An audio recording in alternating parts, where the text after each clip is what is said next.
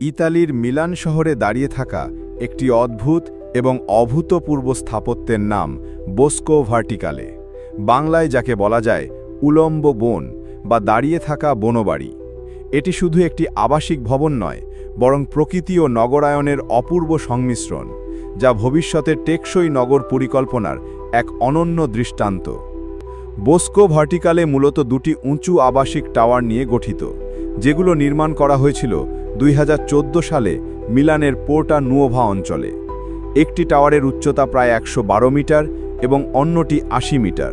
তবে এই দালানগুলোকে বিশেষ করে তুলেছে এর গায়ে থাকা হাজার হাজার গাছ, লতা ও গুল্ম, যা এই ভবনকে একটি আস্ত উলম্ব অরণ্যে রূপ দিয়েছে।